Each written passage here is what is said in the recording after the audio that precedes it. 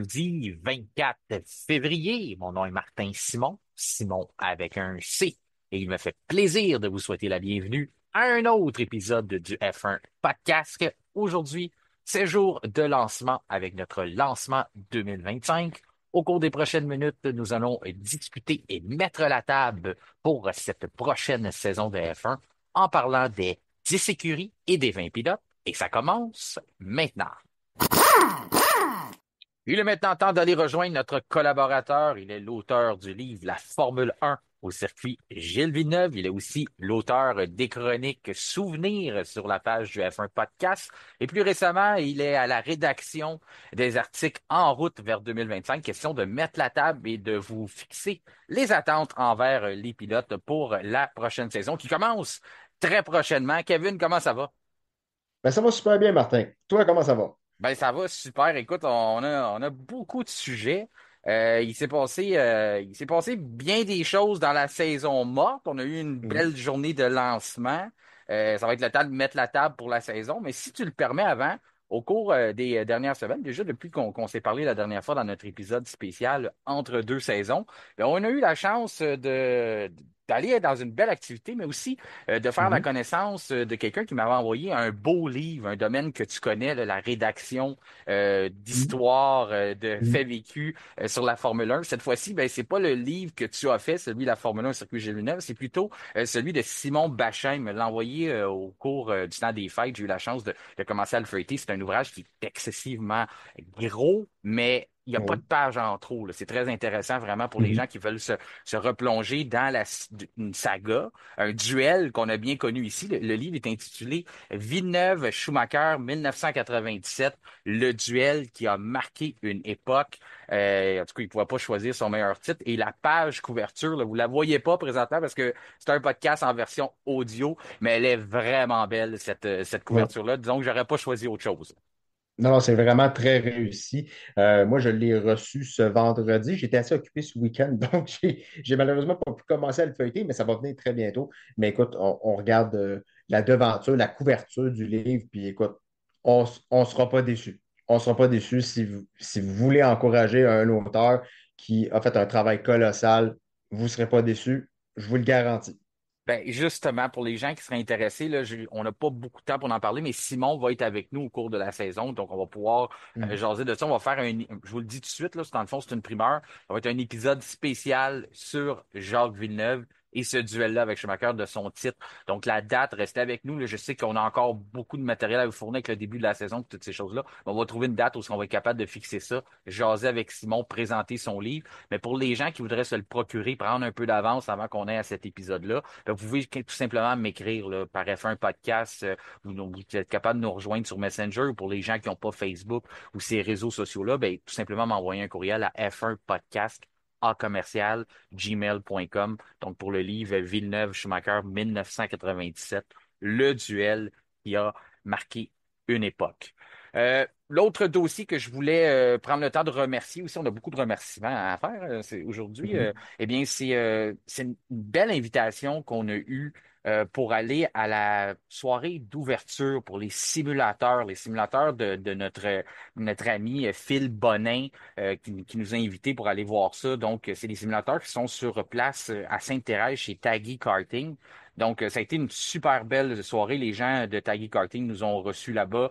C'était l'initiative, bien sûr, de Philippe Bonin-Salvo, lui qui travaille pour Sim Montréal, mais qui a aussi cette salle-là là, qui a été installée à Sainte-Thérèse. Ben, elle a été testée à sa propre initiative, lui qui avait lancé le Paddock. Donc, le Paddock qui est une salle de simulation là, où vous pouvez recréer l'aspect de course, autant pour des voitures monoplaces, des Formule 1, que d'autres séries de courses. Donc, c'est très réel. Là, ça se rapproche très proche de la réalité. Puis ce qui est le fun aussi, c'est qu'ils sont capables de s'adapter à différents niveaux. On l'a vu, Kevin, nous autres, on n'était pas nécessairement Mhm. dans les niveaux experts. On voulait avoir du plaisir, mais on voulait sentir qu'est-ce qui se rapproche le plus de la réalité. Donc, notre Ouais. ami Phil Bonning nous a arrangé ça pour qu'on ait du plaisir quand même, là.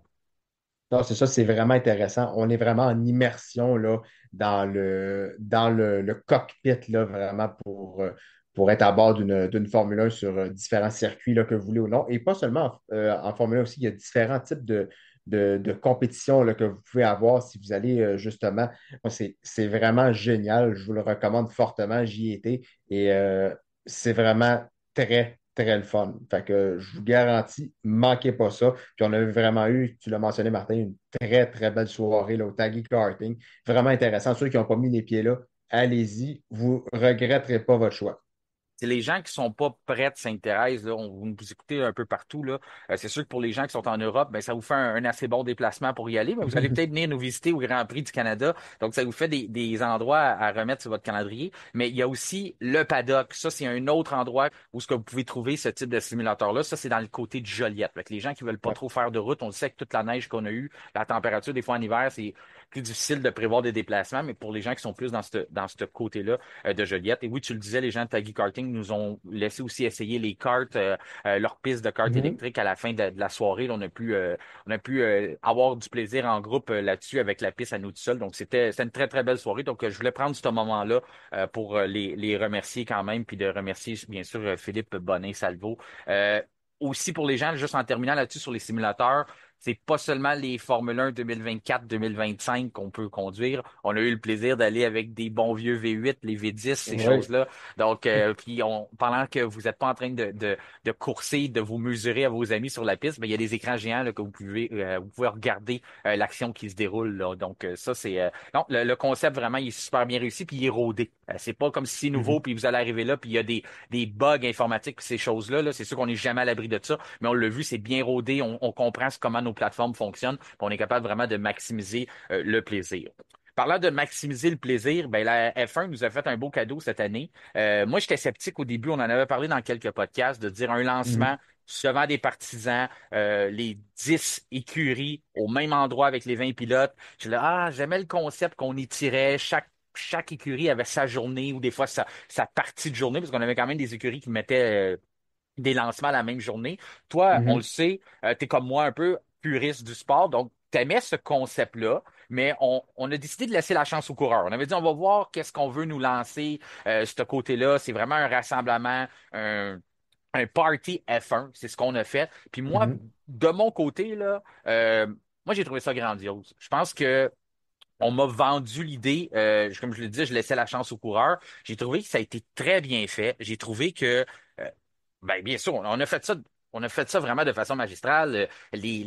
On a coupé aussi dans les longueurs. Tu sais, quand on regarde certains galas, là, les galas Grammys ou les galas de remise de trophées, j'ai en tête les remises de trophées de la LNH ou ces choses-là, ou même le gala de la FIA, c'est souvent des longueurs puis des malaises. Hein. On voit des Mhm. situations un peu là. Mais ça, j'ai trouvé qu'on a réussi à tasser ça puis à vraiment faire une journée de lancement. Ça avait l'air d'un cérémonie d'ouverture des Jeux olympiques en même temps qu'une forme de concert mélangé avec un défilé de mode avec les voitures qui s'en vont sur cette fameuse Mhm. rampe-là qu'on avait mis au milieu. Pour les gens qui n'ont pas vu ça, là, c'est toujours disponible sur YouTube, hein, sur la chaîne YouTube Oui. de la Formule 1.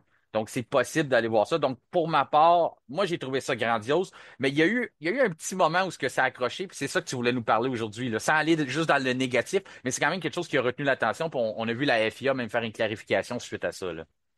Oui, c'est ça. Ben écoute, Martin, on n'est pas sans avoir la sourde oreille qu'on a entendu des huées envers certains membres de la Formule 1, notamment Max Verstappen, Christian Horner et Lance Stroll, notamment. Écoute, moi, je comprends qu'on peut être partisan d'un pilote, qu'on peut être partisan d'une écurie en particulier, puis c'est bien correct. Mais de là à huer du personnel de la F1, je trouve que c'est un gros manque de respect.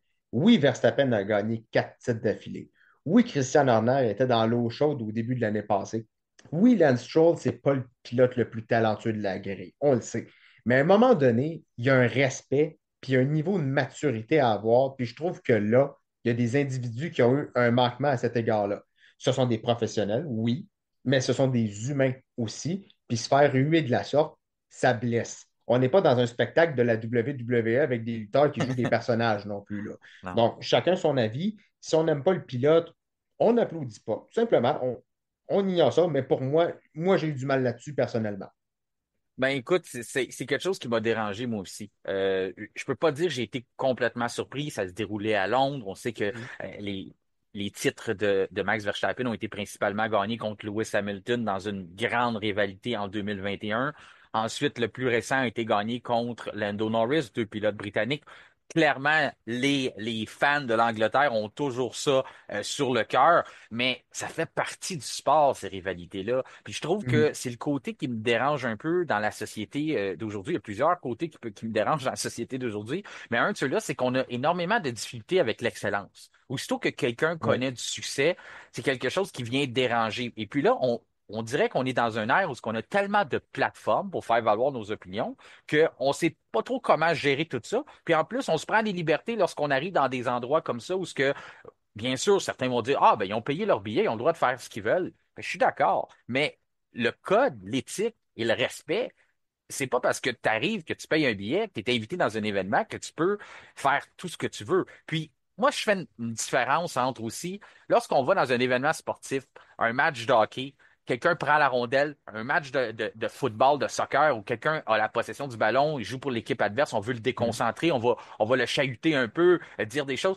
Je peux comprendre qu'à la limite, c'est de bonne guerre, mais dans un événement comme ça, de lancement, d'y aller, de huer, puis Lance Stroll, la même affaire. Je me dis, ah, écoute, Lance Mhm. Stroll, c'est pas obligé d'être ton pilote favori, mais est-ce qu'il mérite de se faire huer? Bah, en tout cas, moi, j'ai. Mais la FIA est intervenue, a dit que c'était pas. Disons, ils ont comme dit qu'ils étaient déçus de leurs fans, puis que je pense pas que la prochaine événement, s'il y en a un autre comme ça va être à Londres. Là. Je pense on va aller Mhm. ailleurs. Mais c'est ça. Puis que, tu sais, dans le concept d'un Grand Prix, de vouloir être partisan, puis c'est normal. Le sport, c'est de l'émotion, puis c'est ce qu'on a vu. Sauf que j'ai trouvé que ça a été un peu mal dirigé, cette Mhm. émotion-là. J'ai pas trouvé que c'était de bonne guerre. C'est pas, je sais pas de ton côté, là. Je pense que c'est ça que tu as trouvé aussi, là. Que tu te fasses Ouais. tuer un sport lorsque tu es en possession de la rondelle ou ce qui se passe quelque chose, je trouve ça correct, mais dans un moment comme ça, j'ai trouvé que c'était ordinaire. Non, c'est ça. C'est sûr qu'il y a, je trouve qu'il y a il y a des limites, je dirais, à pas franchir parce que là, on n'est pas dans une compétition en ce moment, là. C'est Non. une présentation. On présente les pilotes, on présente les nouvelles livrées là, avec les couleurs, là, on s'entend. Donc, j'ai trouvé que c'était un gros manque à cet égard-là. Puis les gens en question ne méritaient pas ça. Oui, exactement. Ben, c'est ça. Je pense que ça fait partie. C'est un problème qu'on a avec la société d'aujourd'hui, ces choses-là, l'excellence. On le voit avec Pat Mahomes au football dans la NFL. On le voit bien sûr avec Verstappen. Lewis Hamilton aussi, par le passé, a eu Mhm. ces problèmes-là, mais j'ai jamais vu Lewis Hamilton se faire huer comme ça. Puis là, les gens vont dire, ah, c'est à cause de la personnalité, c'est à cause de la chose. Je- La personnalité de Lewis Hamilton, vous pouvez l'aimer, mais il y en a d'autres qui ne l'aiment pas non plus, la personnalité de Lewis Hamilton. Puis ces gens-là n'ont pas plus pris les libertés de lui crier des choses. Michael Schumacher était un individu qui polarisait aussi. Puis je me rappelle pas, c'est sûr que c'était pas à l'ère des réseaux sociaux, mais je me rappelle pas d'avoir vu des gens huer Michael Schumacher. Même à Montréal, on sait que les tifosi sont très présents, mais quand il venait sur la terre de Jacques Villeneuve en pleine compétition en 1997, peut-être que Simon Bachand pourrait nous rappeler comment ça se Mhm. déroulait avec l'œuvre de son livre, toutes ces choses-là, mais moi, je me rappelle pas d'avoir vu quelque chose du genre là, envers Michael Schumacher. Là.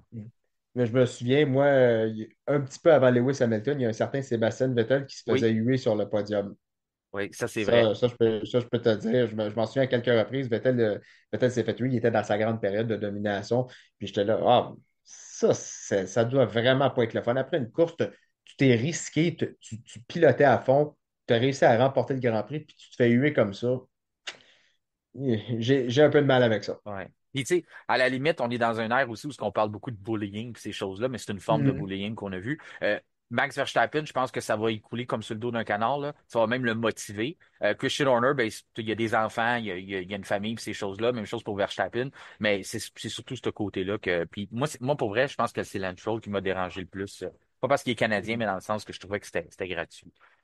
Si tu le permets, ce côté-là, on l'a traité, on a passé. L'événement était grandiose, tu l'as trouvé toi aussi, tu as trouvé que pour sa part, les équipes ont mis le paquet. Le fait qu'on avait limité les écuries à 7 minutes aussi, je trouve que ça a coupé les longueurs. Il y a l'humoriste aussi qui a ouvert le show. Des fois, c'est justement, je parlais de malaise, souvent les humoristes qui sont appelés, qui connaissent pas trop le sport, qui viennent faire l'animation, c'est eux qui sont Mhm. les responsables de ça. Puis j'ai trouvé qu'il a bien géré la situation en faisant quelques bonnes blagues là, notamment justement Mhm. quand il dit qu'on va se dépêcher à présenter la voiture de Racing Bulls parce qu'ils vont peut-être changer de nom avant qu'on la présente. Ça, j'ai trouvé que c'était une belle façon d'apporter cette blague-là. Il a fait souvent Mhm. des jokes aussi que Charles Leclerc était quelqu'un qui paraissait bien. J'ai trouvé que tu sais, en plus, il commence en disant, on voit que la Formule 1 est vraiment au sommet de sa popularité lorsqu'on est capable de remplir un aréna pour présenter des voitures qui sont identiques à celles de Mhm. l'année dernière. Tu sais, ça, Mhm. Ouais. c'était, puis c'est quasiment ça qu'on a eu. Les voitures sont très semblables, là. On est capable de déceler les différences, mais il y a des voitures qui sont très semblables.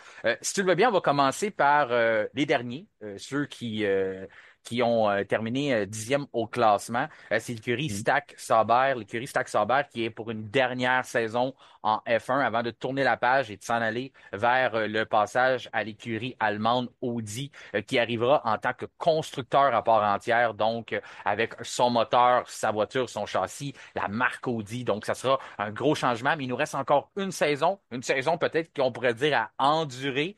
Sauber qui n'a pas fait grand-chose la saison dernière. On a plus empoché l'argent des commanditaires. On veut sortir de la F1 avec les gros sacs d'argent sans trop en dépenser. J'espère que dans cette année de transition-là, Audi va avoir mis son pied à terre et dire comme non, c'est pas vrai qu'on va rentrer avec zéro momentum. On veut construire des bases solides. Surtout que là, on a mis nos pilotes en place. Nos pilotes en place, quand je mentionne ça, c'est on parle de Nico Hülkenberg, qui est arrivé là en provenance de l'écurie Haas, pilote allemand, qui sera une bonne représentation pour la marque allemande l'année prochaine. Et le jeune Gabriel Bortoleto. Gabriel Bortoleto, pour les gens qui ne le connaissent pas, tu vas être capable de faire un peu sa présentation. Tu le connais bien pour quelqu'un qui suit la Formule 2, mais c'est le champion de Formule 2 et c'est aussi un protégé de Fernando Alonso qui a sa propre écurie de management, le A14, A14. Donc, Gabriel Bortoleto qui arrive avec un titre de Formule 2 dans ses bagages. Ça, c'est intéressant de voir ça en F1 arriver. Quelqu'un qui arrive là, qui a gradué et qui arrive en étant champion, qui n'est pas obligé d'attendre 2, 3 ans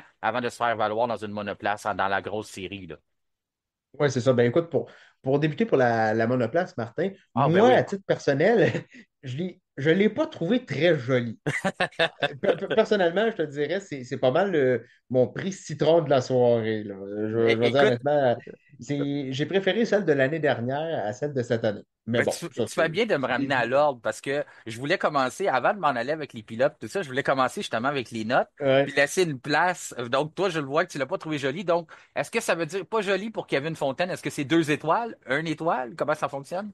Ben écoute, moi, je me sens généreux parce qu'il y a quand même du travail en arrière de ça. Fait que je vais donner la note de 3 étoiles. Ben, j'ai la même J'en ai note pas que en bas de toi. 3 étoiles. J'en Ouais. ai pas en bas de 3 étoiles. Ben, moi non plus, parce que je les trouve quand même belles. C'est juste que des fois, on fixe nos objectifs, nos Mhm. attentes un peu plus hautes, là.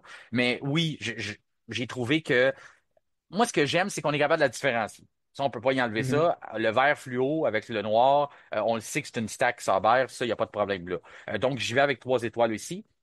Ce qui m'a fait rigoler aussi, je vais donner une plateforme à nos. Tu sais que pour nous, les auditeurs du F1 Podcast sont super importants. On a des super fans, on a des followers sur nos réseaux sociaux et ces choses-là. Donc, je voulais laisser quand même leur plateforme à ceux qui ont pris le temps de nous écrire des messages et nous dire ce qu'on pensait de la voiture. J'en ai pris un ou deux par écurie. Donc, celui qui m'a fait rire, c'est Nicolas Rodrigue qui a expliqué que, selon lui, la stack Sauber, eh bien, c'est 2 secondes sur Photoshop.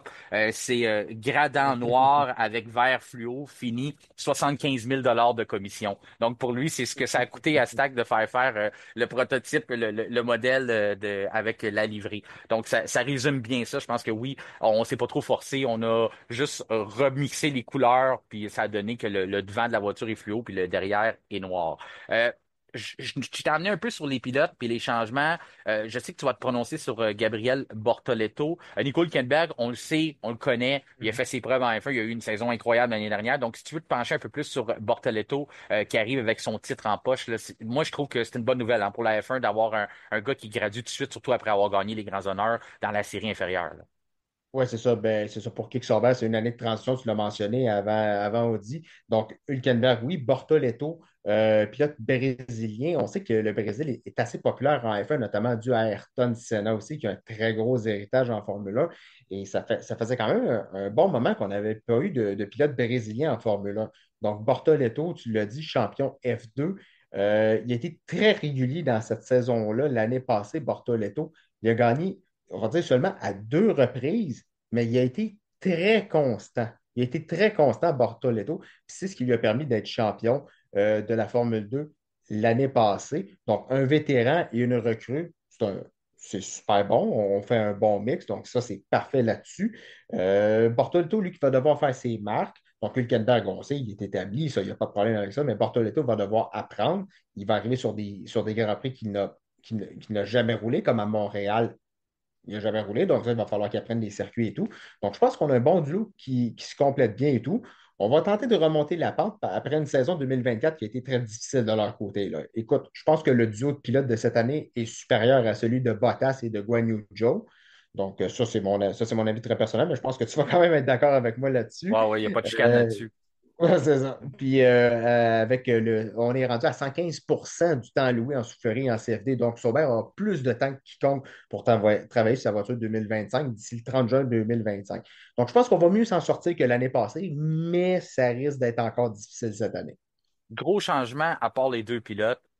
Ça aussi, il n'y en aura pas de chicane là-dessus. Les deux, on l'aime bien. Jonathan Whitley, en provenance Mhm. de Red Bull, qui deviendra directeur de l'écurie. Pourquoi je dis deviendra? C'est qu'il ne peut pas arriver en poste avant le 1er avril. Donc, le 1er avril, entourez la date sur votre calendrier. Ce n'est pas seulement le poisson d'avril. Ce sera aussi l'arrivée de Jonathan Whitley chez Stack Sauber. Qui il est, Jonathan Whitley, pour ceux qui ne sont pas familiers avec son nom? Un peu peut-être un personnage plus obscur dans la famille Red Bull. On le sait, chez Red Bull, il y avait Christian Horner qui prend énormément de place. Il y a Dr. Helmut Marko, Adrian Newey, Pierre Vacher. Mais Jonathan Whitley, c'était le directeur sportif de l'écurie. Donc, le gars qui se penche sur tous les règlements, qui trouve les failles, qui trouve où exploiter le livre, parce que c'est ça, hein, la Formule 1, c'est comment exploiter le Mhm. livre de règlement. C'était aussi le grand négociateur. Moi, j'aimais l'appeler l'avocat Red Bull Racing.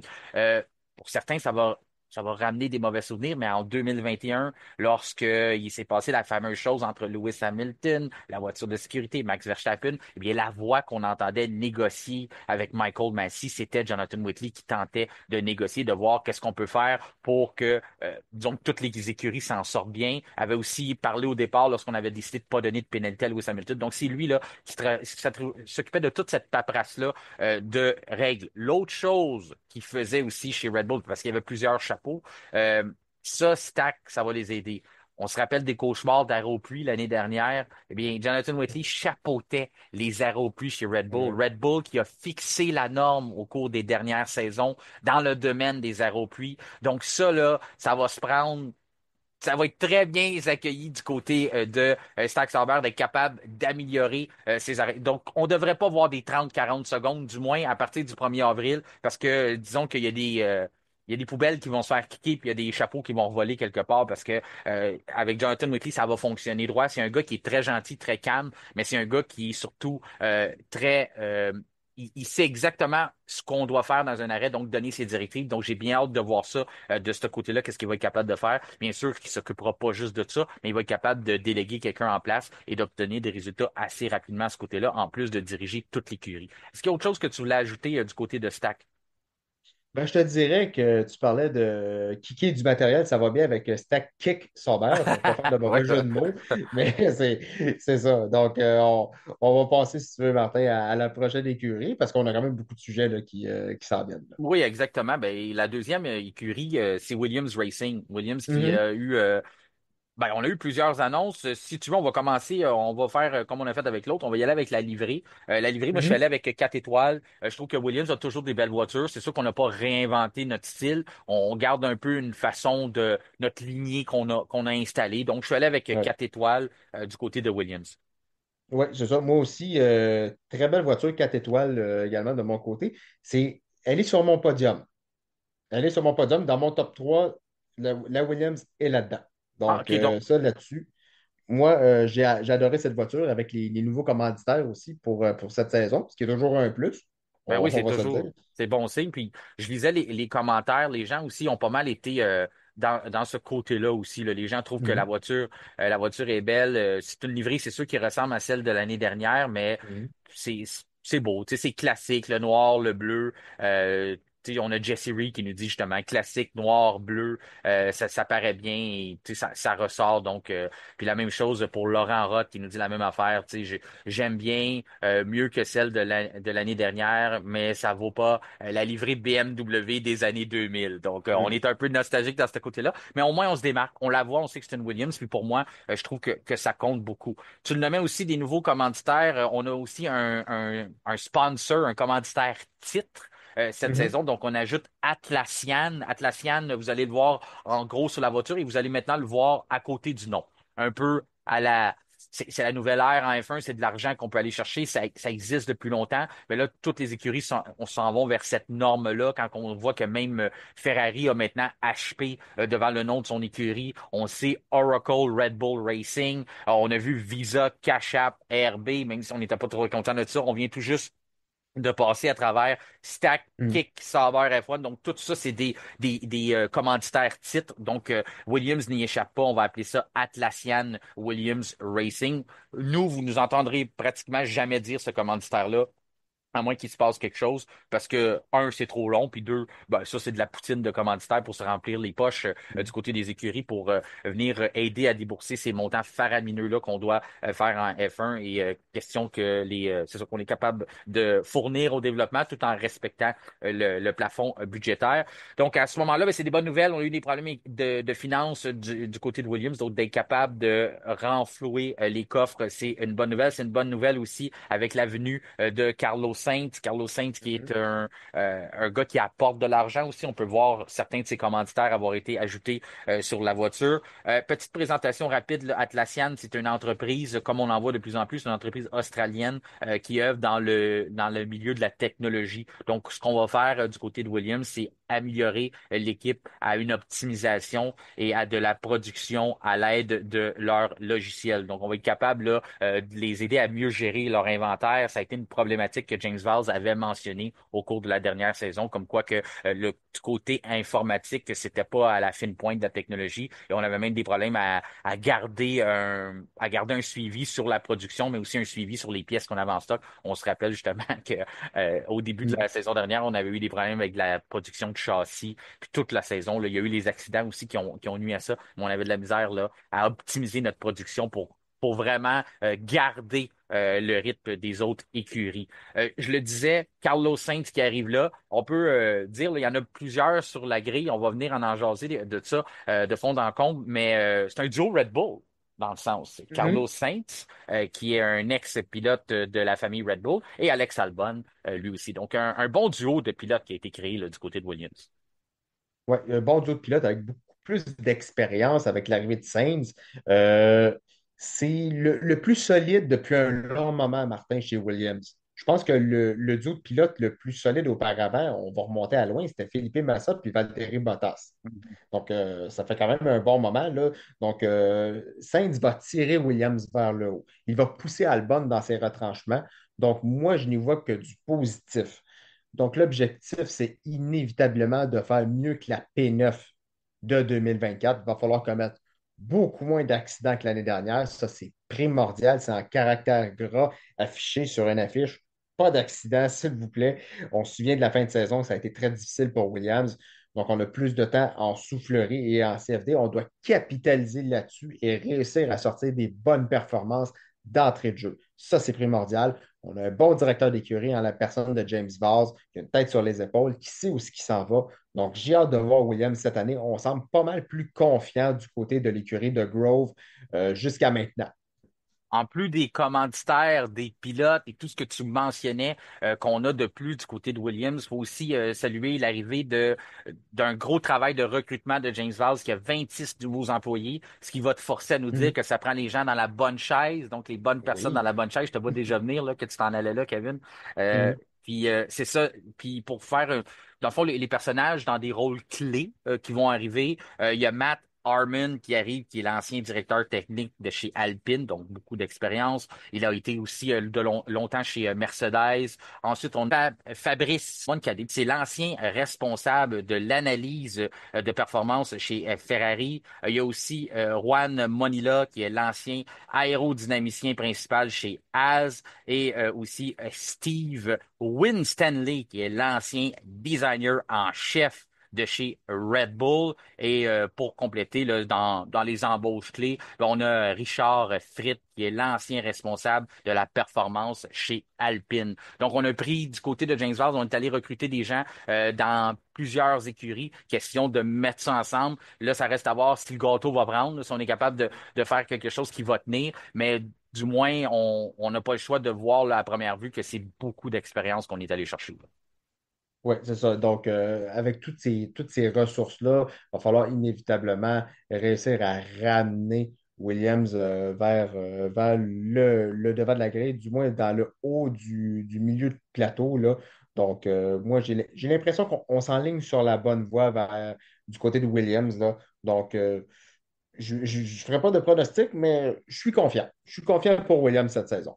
Puis pour compléter là, dans toutes ces acquisitions-là, comment tu as trouvé aussi le fait qu'on est allé chercher la petite touche nostalgique de nommer trois ambassadeurs à l'écurie, dont notre C'est héros beau. local, qu'on mentionnait dans le livre de Simon Bachand, là, que vous pouvez Mhm. vous procurer, là, que je parlais au début, Villeneuve versus Schumacher, Mhm. 1997, le duel qui a marqué une époque. Eh bien, Jacques Villeneuve, champion 1997, le dernier à Mhm. avoir capturé un titre pour Williams, qui aura un rôle d'ambassadeur auprès de l'équipe. Puis il disait, il est content d'être capable d'être là pour ramener l'histoire de Williams, mais aussi préparer le futur. On a aussi ajouté à ça Jenson Button. Jenson Button Ouais. qui n'a pas gagné un titre chez Williams, mais était aussi un champion du monde, avait commencé là. Et on a ajouté à ça, là, tu me diras si je me trompe, mais selon moi, l'image de la course automobile au féminin, c'est-à-dire Jamie Chadwick, Mhm. qui est là pour ce trio-là. Donc, comment tu as trouvé ça? Est-ce que c'est une bonne décision de la part de James House? Pour moi, oui, là, mais Ben selon oui, toi? ben oui, c'est Ouais. une bonne décision. En plus, ça nous fait revivre. On a le passé, on a le présent avec Jamie Chadwick aussi. Donc, c'est bon. Je trouve que ça permet de faire comprendre aux gens, regardez, on a des champions du monde, comme tu as mentionné, pas Jenson Button qui était champion avec Williams, lui, c'était avec Brown, Grand Prix, mais on a des pilotes qui ont un gros palmarès, qui ont réussi à remporter des victoires, qui ont réussi à remporter des championnats, qui ont roulé pour nous. Donc, c'est bon pour faire connaître ça aux nouveaux fans de l'écurie qui arrivent, mettons des fans de Carlos Sainz qui n'étaient pas fans de l'écurie Williams. Là, le pilote espagnol est là. Donc, OK, on s'attache à Williams et tout. Ah, regardez, il y a des champions du monde qui ont roulé pour nous autres, là, en parlant de Villeneuve, en parlant de Button. Donc, voilà. Non, moi, je trouve que c'est une très, très bonne chose. Encore là, du grand leadership de James Vaz que j'aime beaucoup. Ouais. Donc, bien hâte, tout comme toi, de voir ce qu'on va être capable de faire du côté de Williams cette saison.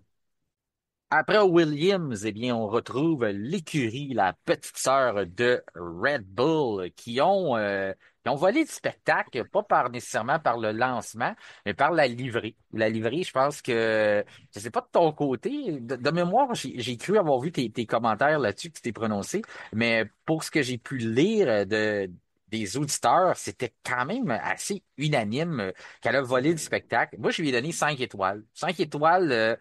On n'a pas réinventé, sauf que j'aime le souci des détails qu'on a fait. La voiture est rendue Ouais. blanche, un peu comme qu'on avait fait dans les années, les dernières saisons d'AlphaTauri. Et puis on a mis le logo Red Bull, donc on n'a pas décidé de modifier le logo comme dans le temps d'AlphaTauri, on avait le taureau. Là, c'est vraiment clairement le logo Red Bull. Puis quand je parle de souci du détail, c'est si je dirige les gens vers l'arrière de la voiture. Donc, vous pouvez voir là l'espèce de dégradé de bleu, comme si on a fait. C'est comme si la voiture allait vite. Là, j'y vais avec mon imagination. Là. C'est comme si la voiture elle allait très vite, puis le bleu s'était retiré de l'auto, mais il en restait un petit peu. Puis il y a des morceaux de taureaux, là, comme les taureaux qui sont là vers l'arrière. En tout cas, c'est peut-être moi qui ai trop d'imagination, mais c'est ce que j'ai perçu sur cette livrée-là. Donc, 5 étoiles de mon côté et de ton côté, comment l'as-tu trouvé? Ben écoute, c'est un 5 étoiles. Pareil, Martin, pour moi, c'est la plus belle voiture, la plus belle livrée de 2025.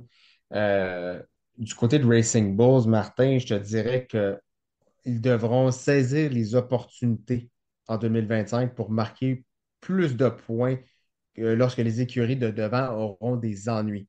Je trouve que c'est ce qui a manqué l'année dernière, c'est qu'ils n'ont pas capitalisé sur les problèmes de leurs rivaux. Mais au final, au lieu d'être sixième, ils ont fini huitième. Donc, ça, c'est quelque chose à améliorer. Donc, on reste avec Yuki Tsunoda pour une cinquième année. À ses côtés, Isaac Hadjar en provenance de la F2. Donc, lui qui est vice-champion du championnat de F2 l'année dernière.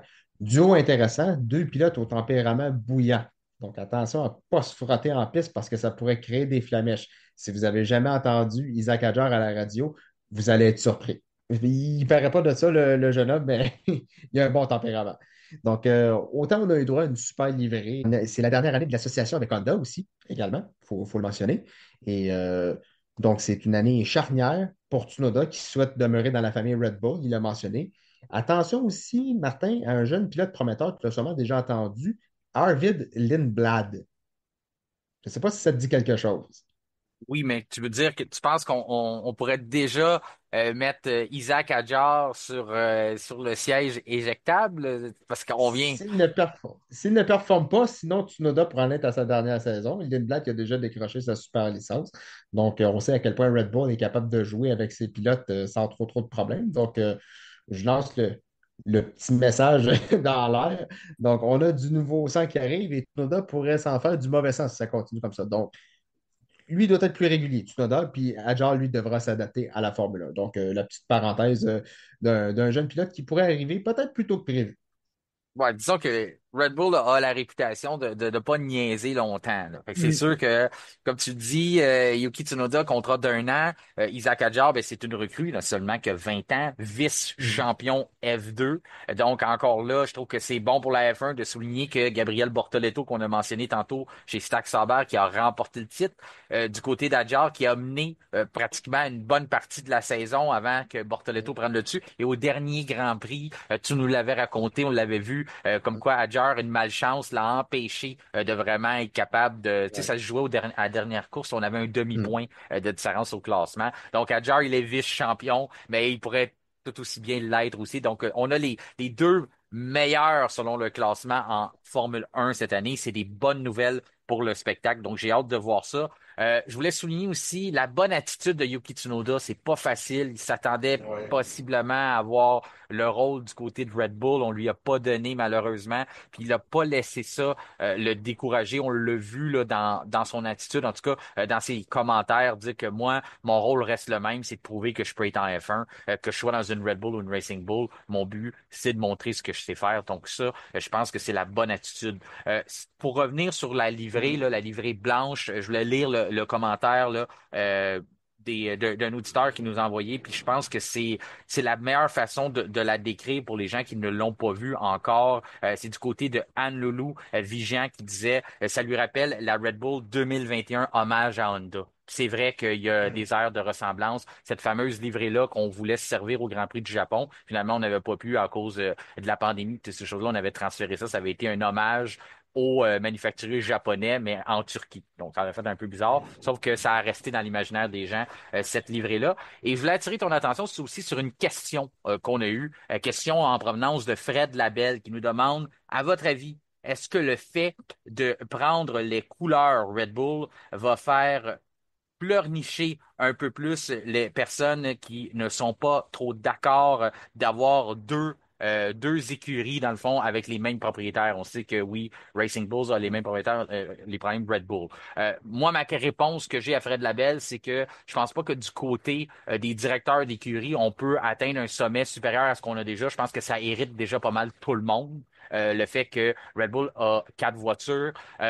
Moi, je me suis déjà prononcé là-dessus. Les écuries qui sont héritées par ça, Ferrari, McLaren, Williams, c'est des écuries qui avaient eu la possibilité d'acheter Minardi alors qu'il était en problème financier. Donc, on a décidé de passer notre tour. On a vu le propriétaire de Red Bull, Dietrich Mateschitz, mettre la main dans sa poche, sauver cette écurie-là pour qu'on puisse rester à au moins 10 écuries sur la grille. Donc, pour moi, à ce moment-là, je me dis, vous pleurnichez, mais il est un peu trop tard pour le faire. Je pense que c'est du côté des fans, du côté des amateurs que ça va peut-être changer, parce que pour les gens que c'était peut-être moins clair dans leur tête que c'est des voitures qui appartiennent à Red Bull, lorsqu'on va voir le fameux logo constamment sur le devant de la voiture et sur à l'entrée d'air à l'arrière, ben je pense que ça va rester plus frais en tête à tout le monde que ces voitures-là sont aussi des voitures Red Bull. Ça va être plus flagrant que dans le temps qu'on avait la marque AlphaTauri, que c'était peut-être un peu plus discret, là. Je sais pas de ton côté, qu'est-ce que tu en penses? Ouais, c'est ça. On le voit directement, là, comme tu l'as mentionné un petit peu plus tôt. On reste avec la couleur Red Bull. Tu te rappelles, il y a plusieurs années, on était sous le nom de Toro Rosso, mais on avait un taureau gris argenté. Mhm. Là, maintenant, c'est carrément les mêmes couleurs que Red Bull. Donc, on le signifie, le message il est là, le message il est clair. C'est sous le même nom, Red Bull. Donc, au moins, les livrées sont quand même assez différentes. Là. Quand on regarde la Red Bull et on regarde la Racing Bulls, sont bien différentes. Au moins, ça, là-dessus, on ne se trompera pas là, pour les fans qui sont moins habitués aussi. Donc, là-dessus, on est clair. Mais je comprends le point que tu amenais, là, qu'il y a plusieurs années de ça déjà, il y a des écuries qui se sont fâchés là, de cette alliance-là. Mais il fallait faire l'achat de Minardi quand c'était le temps. Tu l'as mentionné et c'est tout à fait vrai. De l'autre côté, maintenant, on peut passer à une autre écurie, c'est l'écurie Haas, l'écurie américaine. J'ai pas vu, j'ai pas entendu te prononcer sur cette livrée-là. Moi, je la trouve très belle. Je lui ai donné 5 étoiles. Il y en a pas beaucoup à qui j'ai donné 5 étoiles. Haas fait partie de ça. On a encore une fois, on n'a rien réinventé. On garde notre signature, mais je partage exactement l'opinion du commentaire qui a été amené par Carl Germain sur notre page Facebook qui écrivait bien réussi à mon goût. J'aime la ligne rouge entre la ligne noire et le blanc. Donc oui, on a réussi à faire une belle démarcation. Je trouve que c'est une belle voiture. Encore là, on emmène, on a une historique As, là, c'est plus une nouvelle écurie, c'est une écurie qui est en F1. On a traversé des moments difficiles. Là, on s'en va vers de meilleurs jours, je l'espère. On a nommé à plusieurs reprises au cours de la saison dernière dans les podcasts le brio d'Ayao Komatsu, nouveau directeur d'écurie. Je pense qu'il va être capable. C'était une année de transition. Il y avait eu le poste de directeur à la dernière minute, un peu là. Il était minuit moins une avant que la saison commence, puis on lui avait donné le poste de directeur. Donc j'ai hâte de voir ce qu'il va être capable de faire avec une année complète en dessous de la cravate, vraiment mettre l'équipe à sa main, autant de autant du côté de lui, mais aussi du côté des ingénieurs, de comprendre les attentes d'Ayao Komatsu, de comprendre que c'est un nouveau régime, ce n'est plus le régime de Gunther Steiner. Donc tout ça, avec une saison de plus, je suis curieux de voir ça. Et il y a le partenariat du point de vue technique avec Toyota. Toyota, ça va venir changer quelque chose. Oui, si vous vous rappelez, Toyota n'était plus en F1 depuis 2009, donc ça fait un brin de ça, là. Puis c'était pas super, on peut dire que c'était pas Jojo, là, ce qu'on a fait en F1, sauf qu'on vient quand même, c'est quand même une association pour le point de vue technique qu'on va donner. Dans le fond, on vient donner l'expertise de la division de recherche et développement de Toyota. Donc, si vous voyez là, sur les uniformes, c'est assez visible, là, c'est la version Gazo ou TGR. Donc, eux, ce qu'on va faire, c'est dans le fond, on offre un soutien pour tout ce qui est recherche et développement au niveau de l'écurie As. Donc, ça, c'est des bonnes nouvelles en soi. Non seulement pour l'écurie As, mais aussi de voir un manufacturier de l'ampleur de Toyota revenir en F1 d'une certaine façon. Tu mentionnais la Haas qui était une très belle voiture. Ben, je te dirais que moi aussi, elle a retenu mon attention. Je lui mets 4 étoiles et demie. Donc, Ah, c'est très bon. vraiment, une très, très belle réussite. On reste dans les mêmes couleurs, donc le noir, le rouge, le blanc. Donc, mais quand j'ai vu la monoplace, j'ai trouvé que l'agencement était vraiment bien fait. Donc, vraiment un très, très beau design. C'est probablement la plus belle monoplace de l'écurie depuis celle, écoute, ça fait plusieurs années, mais aux couleurs de Rich Energy La en noire et or, 2019. ouais. Ouais, Oui, qui effectivement. rappelait une John Player Special des années de Oui, Andretti puis tout ça, les années de oui, Senna. Ouais.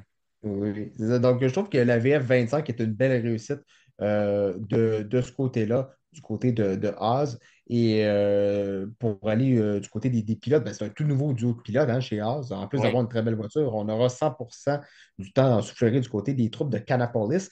Donc, 2024, c'est bien passé. On n'est pas passé loin de la P6 au classement constructeur. On a fini seulement à 7 points de Alpine. Donc, c'est pas grand-chose. Il en manquait pas gros.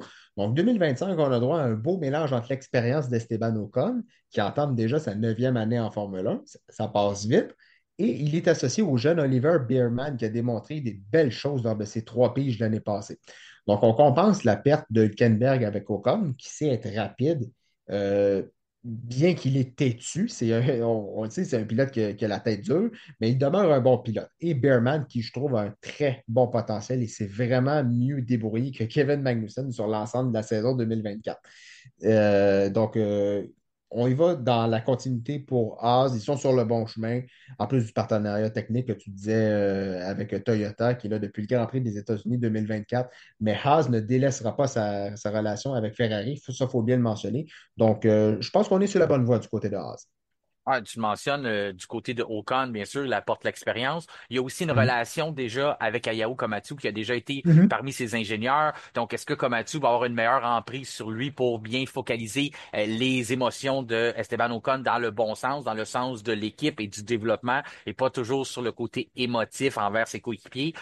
Est-ce qu'il saura aussi protéger Oliver Burman des griffes de Esteban Ocon? On sait la réputation, c'est pas moi qui lui fait, il se l'est fait lui-même, comme quoi que c'est pas le gars qui est le meilleur pour jouer en équipe. Donc, est-ce qu'on va être capable de travailler ça de ce côté-là? Je pense qu'à un certain niveau, on va l'être. Sauf que si Burman commence à être très compétitif et commence à aller chercher, soutirer des résultats là, et mettre une forme de pression sur Esteban Ocon, c'est là que je pense que le danger va voir. C'est là qu'on va voir la vraie nature d'Esteban Ocon. Est-ce qu'elle a changé ou on va revoir le Esteban qu'on a déjà vu par le passé? Oliver Burman, qui est considéré, moi je le considère encore une recrue, même si la F1, selon les standards, il en est plus une, puisqu'on dit que après 3 grands prix, tu n'es plus une recrue. On s'entend, là, c'est vraiment point de vue paperasse, là, qu'on y va comme ça. C'est toujours une recrue. Situation particulière, il a fait un Grand Prix en remplacement de Carlos Sainz la saison dernière chez Ferrari.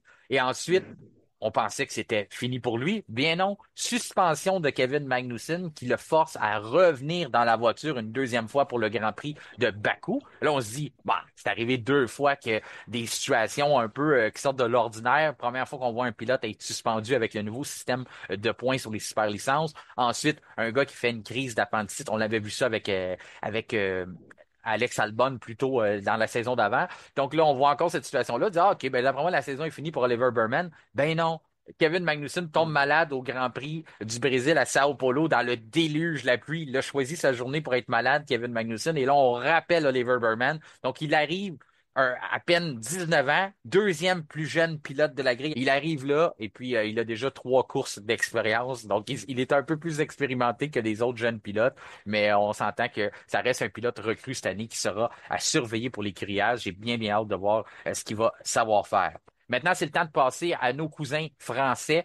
Certains vont questionner qu'Alpine. Est-ce qu'Alpine est vraiment encore une écurie française? Du moins, il représente le drapeau français. C'est l'hymne national qui va jouer si jamais un de leurs pilotes remporte une course. Alpine qui a traversé des moments extrêmement difficiles au cours de la saison dernière. Je me rappelle la question, je l'ai ramenée souvent. Je te posais, là, on dirait que ça fait, c'est de ça. Il y a quelques mois à peine, je te demandais, penses-tu qu'Alpine va réussir à marquer des points au cours de la saison? Finalement, on a même marqué un double podium. Donc, tu avais vu juste que Alpine retournerait cette situation-là qui était plutôt fâcheuse en début de saison 2024. Si tu permets de commencer avec la livrée, je leur ai donné 4 étoiles. 4 étoiles, je suis pas un fan du rose, mais je trouve que l'agencement est beau. On a retiré ce fameux noir-là qui dérangeait un peu tout le monde. D'ailleurs, plusieurs écuries ont retiré le noir. Il y en a qui l'ont gardé, mais ça fait partie de leur couleur, donc on comprend pourquoi. Mais Alpine a ramené, on a mieux agencé le rose, on a ramené le bleu de la couleur Alpine. Donc pour moi, c'est 4 étoiles.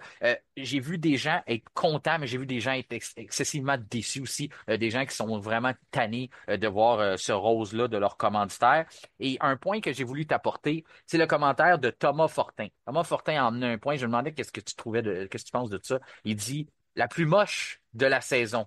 Dégoûté qu'il n'ait pas fait une couleur en hommage à Renault pour la dernière saison avec ce moteur. Donc, j'étais là, ah, c'est pas fini. Ça veut pas dire qu'ils en feront pas. Sauf que c'est vrai que peut-être un petit clin d'œil Renault, ça aurait peut-être pas été une mauvaise idée pour Alpine cette saison. Qu'est-ce que t'en penses? Un petit clin d'œil, ça aurait pas été trop. Ça aurait pas été trop. Ça aurait été une belle façon de remercier le partenariat avec Renault. Bien, bien d'accord. Écoute, pour la livrée, je trouve qu'elle est correcte. pas extraordinaire, mais pas affreuse non plus. Donc, un 3, 3,5 pour moi, Martin. On va souhaiter qu'Alpine commence 2025 de la façon qu'ils ont terminé 2024, parce que le début de la saison passée, c'était assez horrible, on s'en souvient. Donc, P6 en 2024. Ils vont tenter de rattraper Aston Martin en cinquième position. Il y a quand même du chemin à faire, mais je trouve que l'arrivée de Oliver Oaks et le retour du controversé M. Flavio Briatore ont quand même bien aidé l'équipe. On va se le dire, en tout cas, du moins de mon avis, ça l'a aidé. Je trouve que l'écurie est sortie de l'ombre depuis que ces deux hommes sont en poste chez Alpine. Côté pilote, Pierre Gasly sera le meneur. Il aura un nouveau coéquipier avec la recrue Jack Doohan, qui est déjà sur la sellette. Le pauvre, il est Ouais. déjà assez de perdre son volant au profit de. Je vais te laisser le soin de le dire, Martin, ton pilote fétiche. Franco Colapinto, qui Et sera voilà. Donc, l'Argentin. Ben, tu le fais bien de le mentionner, situation particulière du côté des pilotes parce que on a Jack Doohan qui est là, qui a un Grand Prix en carrière. Jack ouais. Doohan qui est quand même recru, mais un peu plus âgé que les autres, déjà 22 ans. Bon, tu sais, 22 ans, c'est juste que si on se compare, là, on aurait fait rentrer des pilotes qui sont très jeunes, donc à 22 ans, il est un peu plus vieux. Mais Jack Doohan qui arrive là, tu te dis, écoute, il y a déjà Colapinto qui a été engagé avant même que Doohan ait disputé plus qu'un Grand Prix. Donc, on a déjà la roue de secours, là, si on donne ce titre-là à Franco Colapinto, la roue de secours chez Alpine, si ça fonctionne pas. Puis en plus, Jack Doohan, c'est un pilote qui est son manager, c'est Flavio Briatore. Donc, on peut dire que Flavio, il fait pas de cadeau, là. Il a pas dit, ah, c'est mon client qui rentre en F1, on va y faire la place, on va y dérouler le tapis rouge, puis on y mettra pas de pression, puis on va lui donner une belle saison, un peu à l'image de ce que Williams avait fait du côté de Logan Sargent, de lui laisser tout le temps pour se développer. C'est pas du tout cette situation-là qu'on voit du côté de Jack Doohan. On lui fout Franco Colapinto dans les jambes tout de suite pour dire, si tu fais pas le travail, tu as 5 grands prix d'essai et tu auras à peine la chance de te familiariser avec la voiture qu'on va déjà être, tu vas déjà sentir l'Argentin te souffler dans le cou, là. Donc, pour Dwayne, c'est ça, c'est vraiment pas la meilleure façon d'entamer une saison en Formule 1. Comme tu as mentionné, on parle d'un contrat uniquement pour les 5 premières épreuves basées sur les performances. Donc, bonjour la pression.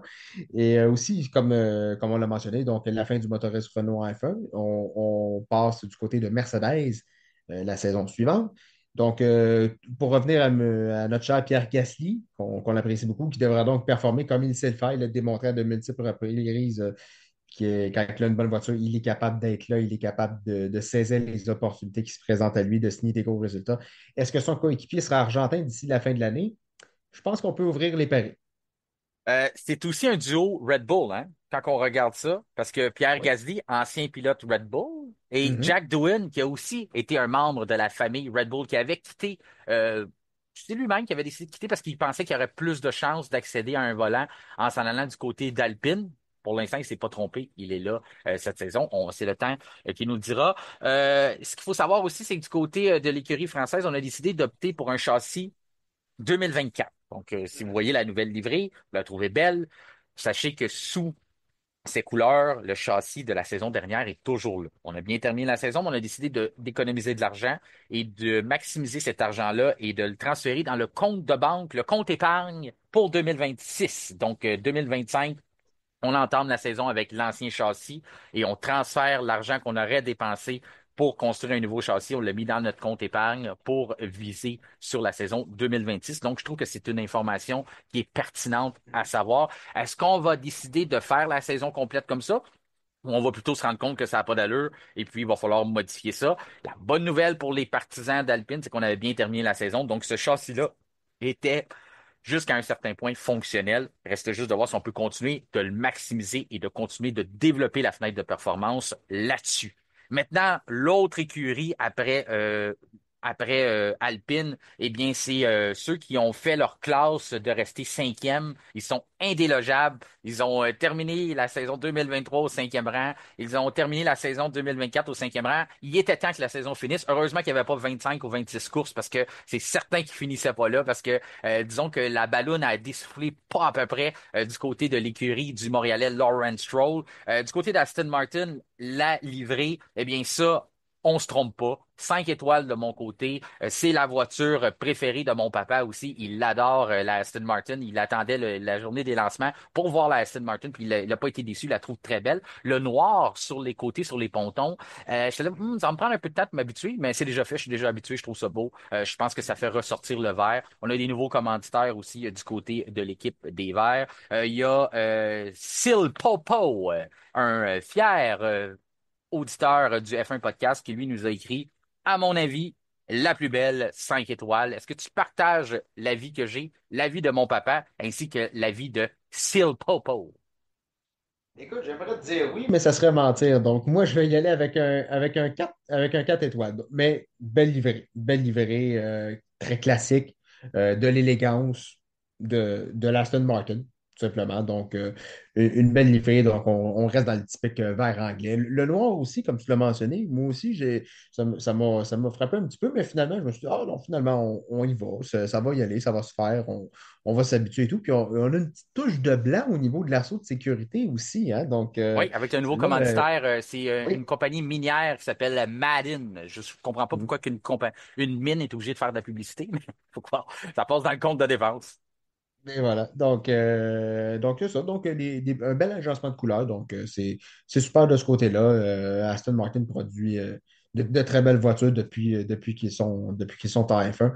Et pour l'écurie, ben, on attend l'arrivée d'Adrian Newey avec impatience.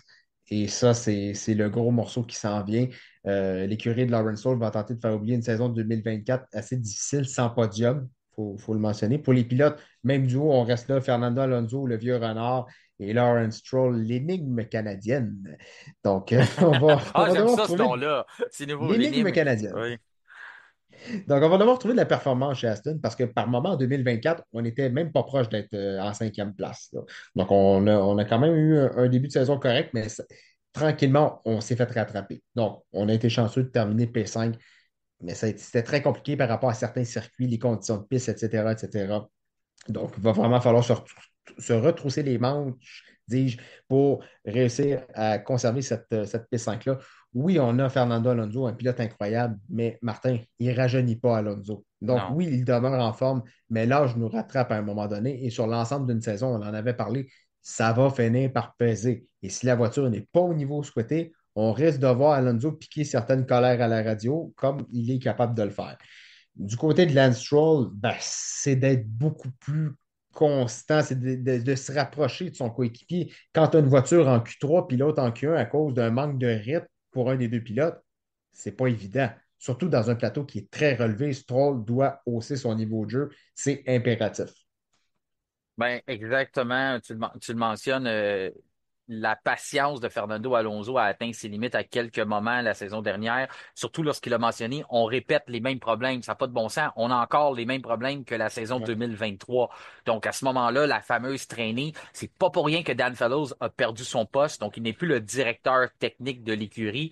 Tu le mentionnais, c'est bien sûr, on va mettre la table pour Messieurs Adrian Newey, qui est une légende dans le domaine de la conception de voitures. On a aussi fait la place à un nouveau directeur d'écurie. On a tassé Mike Crack. C'est rendu Andy Cowell qui va Mhm. chapeauter tous les départements en étant le PDG. Je le mentionnais dans notre dernier épisode, une formule faut garder à l'œil en F1 puisque c'est la même formule qu'on a chez Red Bull, la même formule qu'on a chez Mercedes et c'est quand même les écuries qui ont capturé 11 des derniers titres constructeurs ainsi que titres des pilotes. Donc, ces écuries-là, cette formule-là d'avoir le PDG qui est capable d'être président, directeur général, mais aussi directeur d'écurie, c'est ce que Lawrence Stroll a décidé d'emprunter. On le sait là, qu'il aime bien mettre ça à sa main. Il veut l'excellence. Il veut emmener Aston Martin aux plus hauts honneurs. On l'a vu, leur manière qu'on a bien fait les choses avec notre nouvelle usine. On a la soufflerie aussi qui rentre en action. Toutes ces choses-là, là, ces nouveaux gadgets-là, autant les simulateurs. Donc, tout ça, on a de plus en plus ça à notre disposition. Dernière saison avec le moteur Mercedes, transition Honda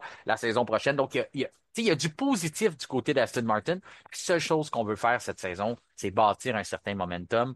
Oui, Adrian Newey arrive au début mars, donc la voiture qu'on voit là n'est pas supposée avoir été conçue avec l'aide d'Adrian Newey, mais même si on dit qu'on va concentrer ses efforts vers 2026, il va quand même être là dans un rôle de consultation, là, assez rapidement, va pouvoir diriger, peut-être essayer de corriger quelques problèmes sur la voiture 2025, mais il peut être trop peu, trop tard avant qu'on trouve, tu sais, il peut pas changer l'ADN de ce qu'on va avoir déjà fait dans le passé, donc il peut juste aider à trouver des solutions. Fait que c'est vraiment 2026 qu'on va vraiment commencer à voir ce que l'effet Newey peut faire du côté de l'écurie Aston Martin. Mais j'ai bien hâte de voir. Beaucoup de changements, là, comme on le disait. Il y a aussi, tu aimes bien mentionner son nom, Enrico Cardile. Exactement.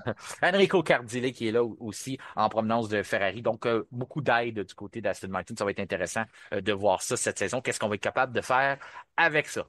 Maintenant, du côté de Mercedes, l'écurie qui a le départ de Lewis Hamilton, c'est pas peu dire, là, lorsque un grand partenariat comme ça de plusieurs années, le partenariat qui a été le plus titré dans l'histoire de la F1, donc c'est sûr que ça va retenir l'attention tout au long de la saison. Du côté de la livrée, moi, ça a été une déception pour moi, la Mercedes. Je sais que notre auditeur Joe Hamlin écrit toujours aussi belle.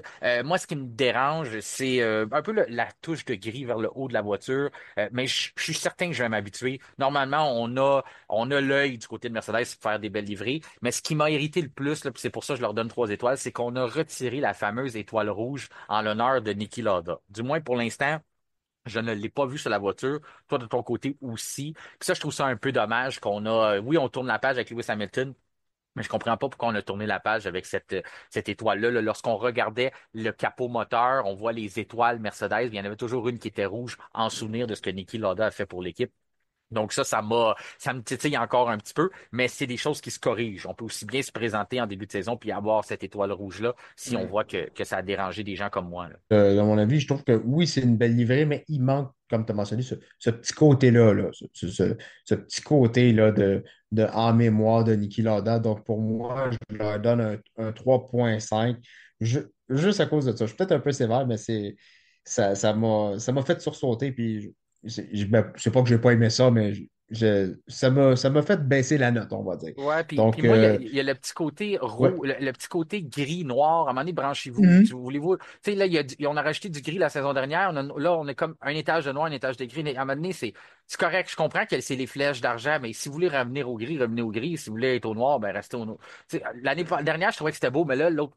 En tout cas, ça me dérange un petit peu, mais j'ai tendance des fois à être sévère sur une livrée au début, mais à m'habituer par l'après. J'ai l'impression que c'est ça que ça va faire, là. On reste dans le même style, on va dire, avec quelques petits changements, là, on va dire.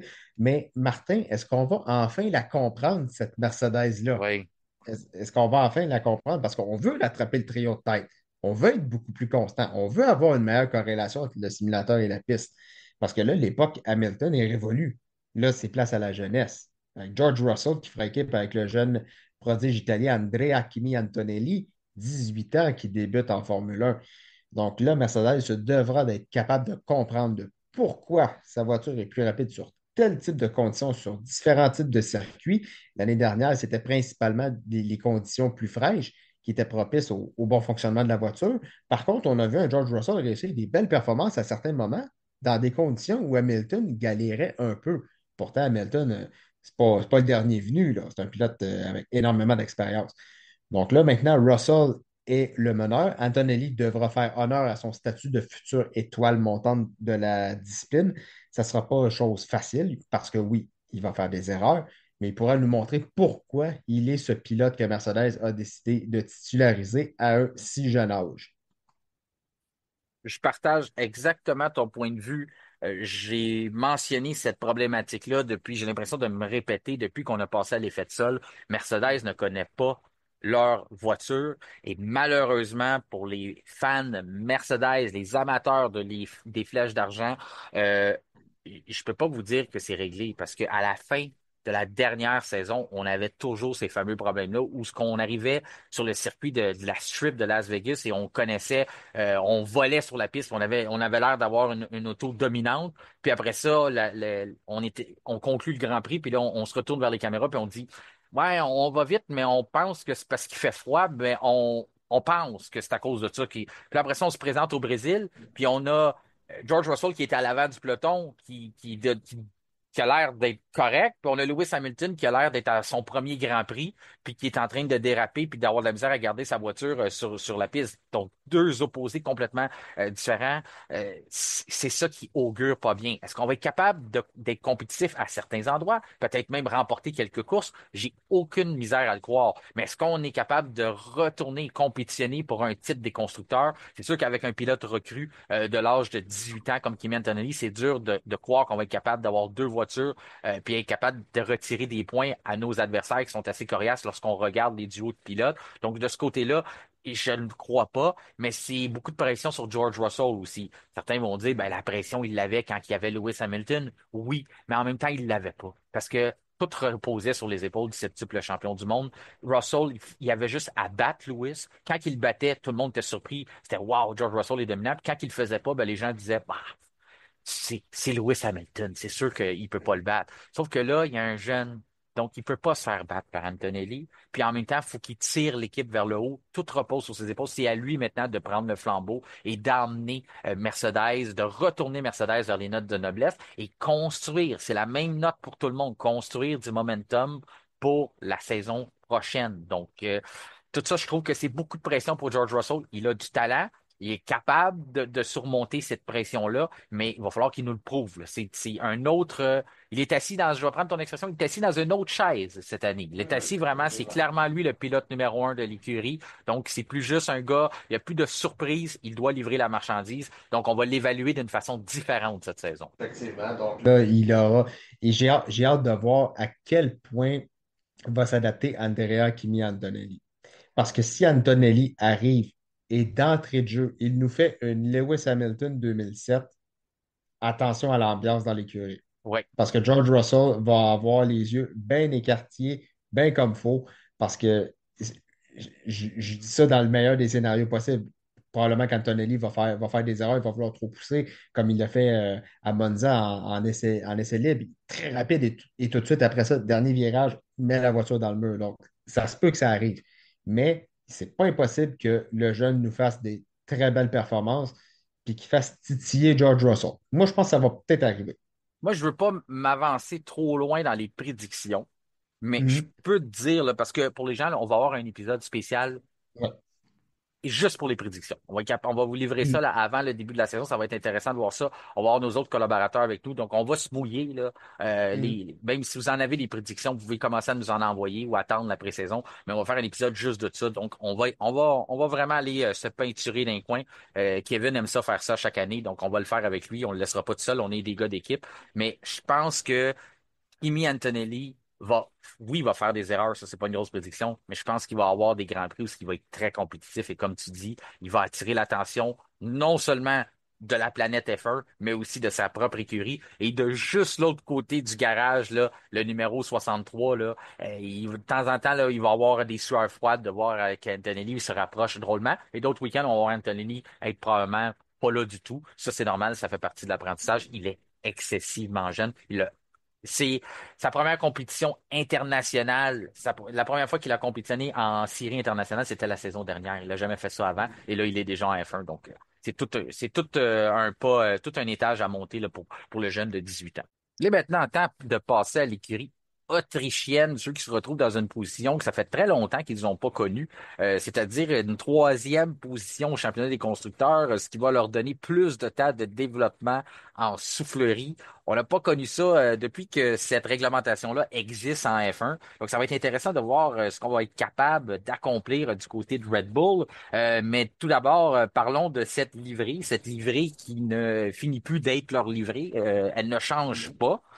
Sauf que pour moi, c'est 4 étoiles. 4 étoiles parce que je la trouve belle. J'ai pas de difficulté avec ça. Je comprends que du côté de Red Bull, ben, on travaille à créer, le terme, c'est un branding, une image. Donc, cette image-là, ça coûte beaucoup d'argent, réussir à accomplir qu'une voiture soit de façon très visible et facile à reconnaître.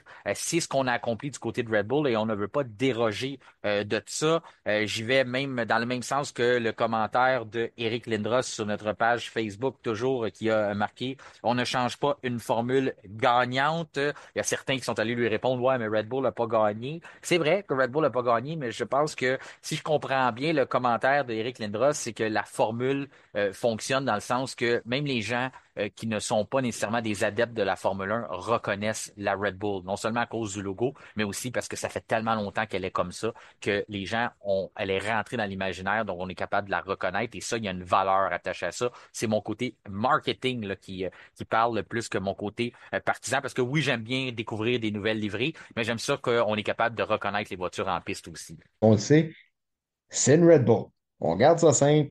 Moi, je déteste pas. Je la mets à 4 étoiles aussi. C'est simple, c'est efficace, puis visuellement parlant, on le sait, il y a pas, il y a pas de demi-mesure. C'est une Red Bull. Point final. Puis ça marque l'imaginaire collectif parce qu'on voit avec les succès que connaît Red Bull dernièrement. Donc, voilà, tout ça. Donc, si on continue pour l'écurie Red Bull, Martin, est-ce que c'est la passe des 5 pour Max? C'est ce qu'il va tenter de faire, ce qui égalera le record de Michael Schumacher entre 2000 et 2004. Donc, il aura un nouveau coéquipier chez Red Bull, on l'a mentionné à plusieurs reprises, c'est Liam Lawson. Donc, le jeune va avoir de la pression. Donc, oui, ça, il l'a déjà mentionné qu'il est habitué à cette pression-là établie par Helmut Marko. Mais là, on passe à la vitesse supérieure. Donc, Lawson devra être dans le rythme assez rapidement pour compenser ce qui manquait à Sergio Perez depuis un moment. Il sait être agressif, il sait se battre roue contre roue. Il reste à améliorer la qualification où il a eu du mal face à Tsunoda. Euh, Par rapport à Verstappen, la concurrence va être rude pour le championnat. Il le sait. Il sait que la convergence des performances fera en sorte qu'il devrait être encore meilleur que ce qu'il fait.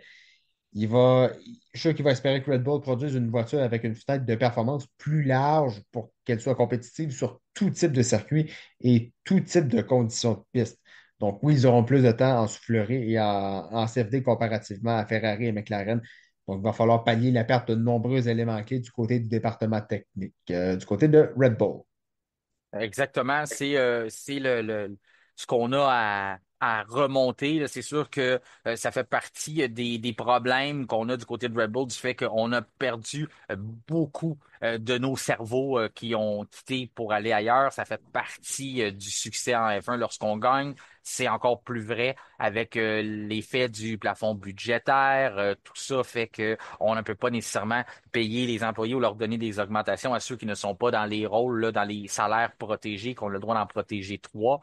On a aussi perdu, bien sûr, Adrian Newey. C'est pas, on remplace pas Adrian Newey, mais on dit, on réitère du côté de Red Bull qu'on a les outils à l'interne pour être capable de pallier à ces départs-là. On l'a mentionné aussi, Jonathan Whitley, qui est rendu du côté de Stack Sauber, ce qui faisait, ben ça prend quelqu'un pour remplacer ça. Ça va être l'ingénieur de Max Verstappen qui va s'occuper des aéropuits. Ça reste à voir si on va être capable de conserver la la notoriété qu'on avait instaurée en Formule 1 avec les arrêts très compétitifs. Donc, s'il y a beaucoup de choses à voir, il y a le fait qu'on a remplacé Sergio Perez. Ça, je pense que c'est positif, mais c'est quand même un pilote jeune. Je sais que tu l'aimes beaucoup, Liam Lawson, 23 ans. Tu faisais bien de le mentionner. Il n'a pas nécessairement eu le dessus sur son coéquipier Yuki Tsunoda. Là, c'est une autre paire de manches. Il se mesure aux 4 fois champion du monde, probablement 5 fois si tout va bien du côté de l'écurie Red Bull. Oui, la parité sera en F1 cette année. Encore une fois, je ne vais pas m'aventurer dans les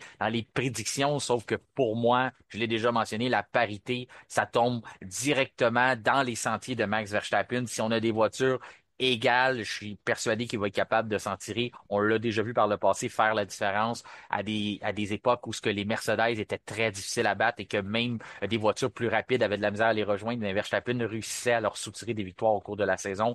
On l'a vu au cours de la saison dernière, tu es capable quand même d'aller chercher le championnat malgré des moments difficiles. Oui, certains vont dire, ah, c'est à cause du début de saison, mais c'est quand même au moment du Grand Prix de Miami. Le Grand Prix de Miami, c'est début mai que le sens se tourner, que c'est McLaren qui a commencé à être plus dominant. Donc, début mai, on parle d'environ 4 à 5 Grands Prix. Donc, il y a quand même une partie, le 70% de la saison où ce que Verstappen n'avait pas la voiture plus compétitive, mais a quand même réussi à soutirer assez de points pour gagner ce championnat-là. Donc, j'ai hâte de voir cette année, là, ça va être une saison très paritaire en F1. On va avoir un grand spectacle, mais Red Bull a beaucoup de montagnes à surmonter. Il reste de voir comment on va être capable de gérer ça.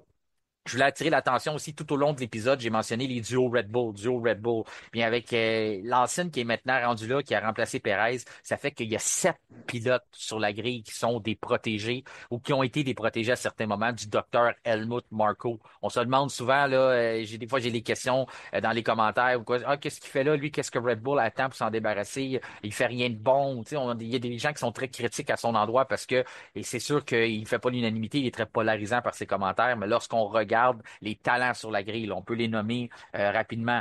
Pierre Gasly, tu le nommais Jack Doohan aussi, qui était un pilote à un certain moment issu de l'Académie Red Bull. Ensuite, Verstappen et Lawson.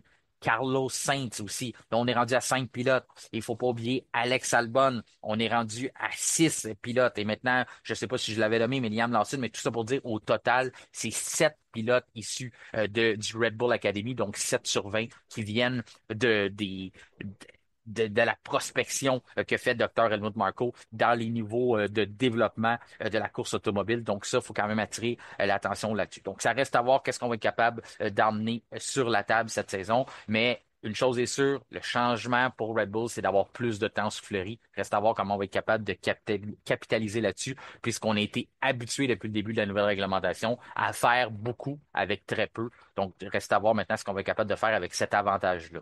Parlant de voir ce qu'on va être capable de faire, eh bien, Ferrari, c'est tout un changement pour eux. On écrit un nouveau chapitre. On va commencer avec la livrée qui a été quand même assez questionnée. Elle ne fait pas l'unanimité. Il y en a qui sont vraiment contents de l'avoir. Je dirais que du côté des puristes, il vous rappelle un côté historique, beaucoup de blanc avec cette fameuse bande blanche-là à l'extérieur, à l'arrière. Moi, j'aime le côté, tu sais, je suis un puriste aussi, j'aime le côté historique, mais je pense que il y a quelque chose qui me dérange. Je pense que je vais m'habituer, mais la bande blanche, je la trouve beaucoup trop grosse. Je sais que dans le temps de Marlboro, c'était comme ça. Il y a quelque chose qui me dérange. C'est pour ça que je lui ai donné seulement 3 étoiles. Je pense pas que c'est manqué, là. C'est pour ça que je donne 3 étoiles, mais ça me prend encore du temps à m'habituer. Puis le rouge, qui est très foncé. C'est pas un rouge, c'est un rouge flash. C'est un rouge aussi, encore là, on va dans l'histoire de l'anniversaire de la Formule 1, du 75e anniversaire aussi que Ferrari qui est là depuis le début. Tout ça, je comprends ça. Donc, je comprends aussi les gens comme justement Simon Bachand qui écrivait que pour lui, ça lui rappelle des moments de l'histoire. Beaucoup de gens sont allés dans ce sens-là aussi. Mais il y a quelque chose dans l'agencement que pour moi qui me dérange. Donc, c'est pour ça que je suis allé seulement avec 3 étoiles de mon côté pour Ferrari. De ton côté, qu'est-ce que tu as vu de cette livrée-là? Moi, j'aime bien le rouge plus foncé, à l'image du millième Grand Prix de la Scuderia au Grand Prix de Toscane en 2020. On avait une voiture avec des couleurs plus foncées. Mais je suis d'accord avec toi, Martin. La bande blanche avec le logo HP, ça, j'arrive pas à m'y faire. Je suis désolé. Chacun ses goûts, comme je dis, mais ça, c'est non. Je sais pas. J'y arrive pas. Pour le moment, je m'habitue pas. Ça va peut-être venir en temps et lieu. Mais non, pour moi, je donne un 3,5 juste à cause de ça. Je suis peut-être sévère, mais c'est comme ça que je donne la note. Sinon, du côté de Ferrari, eh ben, on souhaite la bienvenue à Lewis Hamilton chez Ferrari. On le voit, le transfert monumental qui s'écrit dans l'histoire de la F1. Hamilton en rouge, on a eu les images, les présentations et tout. C'est un gros défi, celui de représenter la nation italienne du mieux qu'il peut et de prendre la mesure de son nouveau coéquipier Charles Leclerc. Une arrivée dans une nouvelle écurie après avoir passé autant de temps ailleurs, moi j'ai hâte de voir comment il va s'en sortir parce que ça peut bien se passer, mais ça peut être aussi plus compliqué que prévu. Et Charles Leclerc, lui, se doit de prouver à Ferrari et aux tifosi du monde entier qu'il peut être le meneur de l'écurie et que c'est lui qui sera en mesure de ramener le championnat à Maranello. Si la voiture est aussi bonne que celle de la fin de saison 2024, attention à Ferrari. Ils devront par contre bien débuter la saison, de prendre le maximum de points possible et éviter que la relation entre Leclerc et Hamilton se dégrade. Parce que 2 pilotes numéro 1, tu le sais, Martin, 2 pilotes numéro 1 qui se battent pour le titre dans une écurie qui peut gagner le championnat, mais pas on ne parle pas d'une voiture dominante, mais une voiture qui joue le titre face à d'autres écuries rivales. Ça peut créer des tensions, puis ça peut créer une ambiance désagréable. Ouais, exactement. Tu connais mon opinion là-dessus. Mm. Moi, on dilue nos chances de gagner à toutes les fois qu'on a. Ouais. Je comprends que pour le spectacle, on veut voir deux pilotes se disputer, mais lorsqu'on n'est pas dans une époque de domination comme Mercedes dans l'époque Rosberg, Rosberg-Hamilton, où on n'est pas dans l'époque de domination Vettel, Weber, à ce moment-là, où aller plus loin avec la domination McLaren du temps de Senna et Prost, où ce que vraiment on est tellement dans une classe à part où ce que nos deux pilotes peuvent se disputer le titre à eux deux sans endommager le championnat des constructeurs ou diluer leurs chances de remporter le titre des pilotes. À ce moment-là, je comprends. Mais lorsqu'on a une grille qui est très paritaire, comme on le prévoit cette saison, le fait d'avoir Lewis Hamilton qui va ne serait-ce que gagner quelques grands prix, Leclerc de son côté n'en gagner sûr, ça se peut que lorsqu'on arrive à la comptabilisation des points pour faire le total à la fin d'une saison, qu'on arrive qui dit, ouh, il nous en manque quelques points. Et du côté de Red Bull, ce qu'on a Max Verstappen qui risque encore une fois de dominer son coéquipier. Pas parce qu'il n'a pas un bon coéquipier, je pense que Liam Lawson est compétitif, mais Verstappen dans une classe à part et on lui met pas quelqu'un non plus. Je pense pas qu'il y ait quelqu'un qui pourrait vraiment venir le déranger, mais on comprend du côté de Red Bull que si on veut gagner les championnats, on doit miser sur notre superstar Max Verstappen et c'est comme ça pour l'instant que la recette semble être fructueuse pour l'équipe. Du côté de McLaren, on va en venir, on a le même problème aussi, on va se diluer des points. Donc, j'ai aucun doute qu'Hamilton va être capable d'avoir des bons moments cette saison. J'ai aucun doute que Charles Leclerc, il nous en a habitués au cours de sa carrière, il va avoir des bons moments aussi. Mais au bout de la ligne, en fin de saison, lorsqu'on va regarder le tableau final, je suis persuadé qu'on va se dire, il y a des points qu'on a laissés sous la table avec cette bagarre-là. On a eu deux pilotes, ça a été le fun. Nos partisans sont contents, sauf que on n'a pas de couronne à mettre dans notre sac ou on n'a rien à triompher parce que, n'en serait-ce que peut-être un championnat des constructeurs, ça reste à voir, mais pour le reste, je pense que ça va être difficile si on se joue trop, si on se bagarre trop le titre à deux, là. Effectivement. Donc, il reste à voir comment ça va se dérouler entre les deux. Pour le moment, ça semble bien. Ça semble bien, la chimie est bonne, Ouais, mais mais la c'est pas saison n'est pas commencé, encore hein? commencée. C'est ça. Exactement. On prend On des est sur la même photos, longueur. on présente nos vêtements, on prend des photos, on se regarde dans le miroir, là. C'est sûr que ce serait bien le bout qu'on chicane, là. Ben, c'est ça. Il reste 24 Ouais, courses, il reste 11 mois à traverser, là. c'est ça. Fait que deux coqs dans la même basse-course, c'est rare, ça fonctionne. Mais Leclerc se devra d'être, s'il veut prendre la mesure d'Hamilton, il se devra d'être beaucoup plus agressif. Il Oui. se devra de montrer que c'est lui le patron chez Ferrari. Trop souvent, j'ai trouvé que Charles ne prenait même pas le dessus sur un gars comme Carlos Sainz qui avait Mhm. il était un peu plus autoritaire dans ses stratégies, puis il se Mhm. faisait valoir, était beaucoup plus verbal au micro et souvent était capable d'aller soutirer l'avantage, prendre les meilleures cartes dans son jeu pour être capable d'aller chercher des points et des victoires à certains moments. Et là, si Charles Leclerc se faisait manger la laine sur le dos, là, pour prendre la bonne expression, par un gars comme Carlos Sainz, ben, il restera pas grand laine à la fin d'une première saison avec Lewis Hamilton, là. Non, c'est ça, exactement. Donc, attention, Leclerc, il doit prouver que c'est pourquoi c'est le pilote que Ferrari a cru en lui. Mais si Hamilton venait à remporter un championnat avant Leclerc, ça ferait mal. Oui, Ça ça va ferait mal faire mal. s'il vous plaît, à Charles Leclerc. Mais je suis pas inquiet. Comme encore je dis, je veux tenir loin des prédictions, mais je suis pas inquiet pour Charles Leclerc. Si Non. on se fie à l'historique du fait qu'il a sorti probablement le meilleur de lui-même à l'époque où ce qu'on lui a mis Sébastien Vettel à côté de lui. Hmm. Donc, puis là, c'est un Charles Leclerc beaucoup plus aguerri, beaucoup plus mature. Donc, j'ai hâte de voir ce qu'il va être capable de sortir contre un Lewis Hamilton. Je le sens très motivé. Il est pas Ouais. niaiseux, là. Si nous, on le sait à quel point il est sous pression cette saison, puis qu'il y a tout un défi devant lui, ben, tu sais, un septuple champion du monde, là, il comprend c'est quoi qu'il y a, c'est quoi qu'il y a qui se présente à lui, c'est quoi le défi. Donc, côté préparation mentale, côté physique, toutes ces choses-là, je serais bien déçu qu'il n'ait pas fait ses devoirs là, pour arriver en forme pour connaître sa meilleure saison en carrière, là. Non, effectivement. Donc, j'ai vraiment hâte de voir ce duel-là, ce duo de pilotes-là cette saison. Je crois que c'est celui que j'attends le plus. Oui, bon, oui, clairement, clairement. C'était le sondage justement sur notre page Facebook samedi. Et puis, vous avez été nombreux à participer. Puis, les gens vont en la faveur de Leclerc. On parle de l'année d'adaptation pour Lewis Hamilton. Et on en aura quelques-uns de ces sondages-là d'ici le début de la saison. Donc, vous pourrez vous prononcer là, des duels. Non seulement avoir des duels intra-équipe, mais on aura aussi avec des pilotes de deux écuries, savoir qui va finir premier au classement. Donc, on a des beaux duels à vous proposer où vous allez pouvoir vous prononcer. Maintenant, on va passer aux champions constructeurs. On finit par eux parce que ils sont, oui, les champions. Est-ce qu'on a beaucoup de choses à dire du côté de McLaren? De mon côté, pas grand-chose parce que c'est une formule gagnante et on la change pas. En commençant par la voiture. La voiture, bien, moi, je me dis, on est superstitieux du côté des gens de l'écurie McLaren, puisqu'on a décidé de garder une livrée qui est pratiquement identique, ne serait-ce qu'on a remplacé le noir plus par un gris. Moi, ça m'a déçu dans le sens que j'aimais pas beaucoup cette livrée-là l'année dernière, même si j'aime beaucoup l'orange papaye. Je trouve que McLaren a toujours eu des belles livrées, mais c'est probablement, selon moi, la moins belle des dernières années qu'on avait l'année dernière. Donc, de la répéter encore une fois, je comprends qu'on a capturé le titre. On veut garder ça, on veut rester sur des notes de championne. Tout ça, je le comprends, sauf que pour moi, si je peux pas donner plus que 3 étoiles parce que je l'aimais pas, j'avais pas beaucoup d'affection pour cette livrée-là. Donc, de la répéter quand même qu'on change un peu la couleur, euh, c'est pas quelque chose, je l'aime pas vraiment. Donc, j'y vais avec 3 étoiles. Mais c'est pas. Pour le reste, ça semble avoir bien passé. Là. Je vous nomme un commentaire qui était sur notre page, justement, Paul Robillon.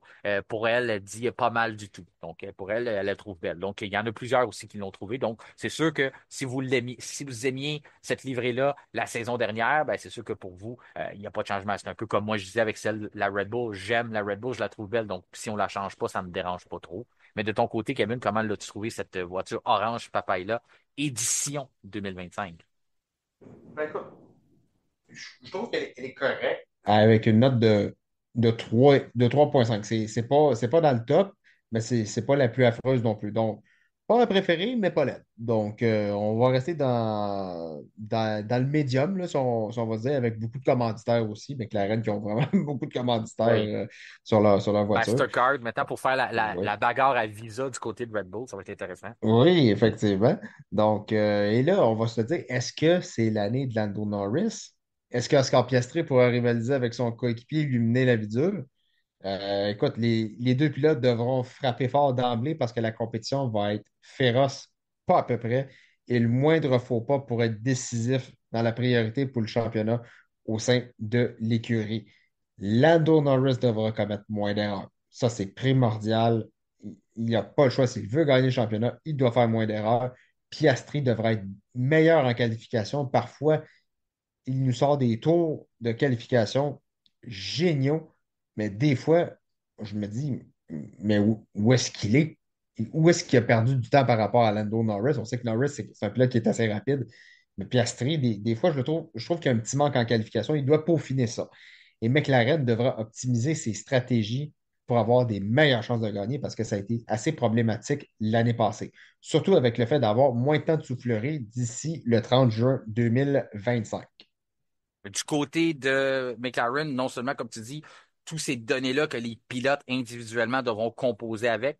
Du côté de McLaren, ce qu'on doit apprendre à composer, c'est d'avoir cette fameuse cible-là que Christian Horner nous parle depuis des années, de dire c'est nous qui avons la cible dans le dos, tous les écuries sont après nous. Eh bien là, cette cible-là, elle a été transférée, elle est maintenant derrière le chandail de l'écurie Orange Papaye. Donc, elle est sur Zach Brown, elle est sur Andrea Stella, elle est sur Lando Norris, elle est sur Oscar Piastri, elle est sur les mécanos de l'écurie, les ingénieurs, le département de développement, les arrêts au puits. Donc, tout ce beau monde-là, département stratégique, ont cette cible-là. Donc, à chaque Grand Prix, ils se présentent et c'est eux qu'on s'attend qu'ils placent la norme, qu'ils viennent nous montrer qu'ils sont les meilleurs et qu'ils sont les champions constructeurs, champions défendants, qui sont capables de faire ça. Du côté de Lando Norris, mais il n'arrive pas pour défendre un titre, mais il arrive avec le titre de favori. Ça, il n'a jamais connu ça dans sa carrière. Ça, c'est tout nouveau, là. Donc, on arrive sur un terrain inconnu. Ce qui serait intéressant de voir, c'est comment on va être capable de répondre à ça. Si on commence avec du momentum, ça va être beau. Si on commence avec un faux pas, si on commence sur les talons, eh bien là, ça pourrait devenir assez dur de respirer. Donc, on pourrait asphyxier assez vite là, avec ça. Donc, c'est très intéressant cette saison-là, avec cette parité-là. Pression sur les pilotes. qui devront répondre. Ça commence au Grand Prix d'Australie. Avant ça, on va se diriger du côté de Bahreïn pour les essais hivernaux, donc les fameuses journées de test là, qui auront lieu déjà le week-end prochain. Donc nous, c'est ce qui conclut notre épisode d'aujourd'hui. Mais on va déjà être de retour lundi pour vous faire le retour sur la pré-saison. Donc, on va prendre un malin plaisir à analyser tous les écuries, voir les temps, voir ce qui se trame, essayer de démêler tout ça. On le sait que ces périodes d'essai-là, c'est assez complexe, là. On a beaucoup de changements, donc faut pas tirer des conclusions trop rapides. Mais on va essayer de vous tirer nos analyses et de vous mettre une belle émission là, pour lundi prochain. Donc, c'était notre lancement de la saison 2025. Mais la saison, le lundi prochain, ce sera l'épisode 1, comme on commence à chaque année normalement, avec retour sur la pré-saison. Donc cet épisode spécial, j'espère que ça vous a plu. En terminant, je veux prendre le temps de te remercier, Kevin, d'avoir été là avec moi. Tu seras de retour lundi aussi pour analyser la pré-saison. Ça va être une belle saison d'F1, on le dit. Beaucoup de parité, vraiment une des plus grandes saisons de l'histoire. Du moins, je mets la barre haute, mais c'est ce que je pense. Je pense pas être déçu, là. Je pense qu'on va avoir une très, très bonne saison. La seule chose que je suis persuadé, c'est qu'on va être déçu de changer la réglementation à la fin de 2025 parce que ça risque de nous donner un spectacle qui sera vraiment fascinant. Oui, ouais, effectivement. C'est ça. Ben, à chaque fin de cycle, Martin, on a toujours des championnats incroyables. Et souvent, on commence une nouvelle réglementation. Puis qu'est-ce qui arrive? Il y a une écurie qui trouve la faille, qui trouve le point que les autres n'ont pas trouvé. Et là, on part sur une domination. Ouais. C'est comme ça. Mais on pourrait être surpris. On pourrait être surpris. On ne sait pas. Mais je ne ferai pas de pari là-dessus. Je ne mettrai pas un 2 $ là-dessus. Mais je laisse mes pronostics pour, pour un autre épisode. Ouais. Ben, c'est ça, surtout on change les groupes motopropulseurs. La dernière fois Ouais. qu'on a fait ça en F1, ça a été, c'est pas juste l'aérodynamisme, la réglementation de la coquille de la voiture qui change. On change aussi les groupes motopropulseurs. Donc, tout ça, c'est une donnée. Mais ça, c'est simplement en 2026. Donc, on mettra pas la charrue devant les bœufs, là, comme on dit. On Mhm. va profiter de cette saison-là qu'on va avoir. Donc, merci Ouais. beaucoup, Kevin Fontaine, d'avoir été avec nous. On invite les gens à lire tes chroniques. Il en reste beaucoup à venir, là. Il en reste environ 9. Mhm. On va tomber dans les pilotes recrues très bientôt. Donc, les chroniques en route vers 2025 sont disponibles sur la page Facebook du F1 Podcast. Bien sûr, Martin, au plaisir. Merci à vous tous. C'est ce qui conclut notre lancement 2025. Notre prochain rendez-vous sera lundi prochain avec notre retour sur les journées d'essai. D'ici là, je vous invite à nous rejoindre sur les différents réseaux sociaux, notamment sur Facebook, X Twitter ainsi que Instagram. À nous suivre aussi sur Spotify et YouTube et activer la petite cloche, question de recevoir une notification lors de la publication des nouveaux épisodes. Mon nom est Martin Simon, Simon avec un C. Je vous remercie de faire confiance au F1 Podcast et je vous souhaite une excellente semaine.